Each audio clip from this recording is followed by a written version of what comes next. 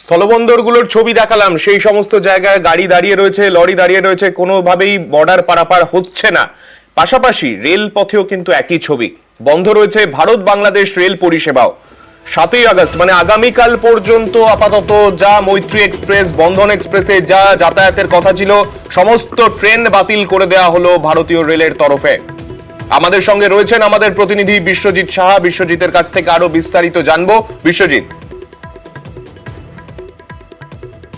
দুটি এক্সপ্রেসেরই যে রেক সেটি এই মুহূর্তে বাংলাদেশে রয়েছে এবং বাংলাদেশের যে উদ্ভূত পরিস্থিতি তাতে বাংলাদেশ রেলওয়ের বার্তা পেয়ে ভারতীয় রেল, পূর্ব রেল সেই সিদ্ধান্ত নিয়েছে যে এই দুটি রেল পরিষেবা 7ই আগস্ট পর্যন্ত বন্ধ রাখা হচ্ছে। 48 ঘন্টা করে এই বন্ধ খতিয়ে দেখে তার পরিস্থিতি বিবেচনা করে তারপর সিদ্ধান্ত নেওয়া হবে, এমনটাই জানালেন পূর্ব রেলের তরফে পূর্ব রেলের সিপিআরও। অর্থাৎ আগামীকাল 7ই আগস্ট পর্যন্ত এই রেল পরিষেবা অর্থাৎ মৈত্রী এক্সপ্রেস যেটি কলকাতা থেকে ঢাকা পর্যন্ত যায় এবং খুলনা পর্যন্ত কলকাতা থেকে যায় বন্ধন এক্সপ্রেস, এই দুটি রেল পরিষেবাই বন্ধ রাখা হচ্ছে 7ই আগস্ট পর্যন্ত। বেশ।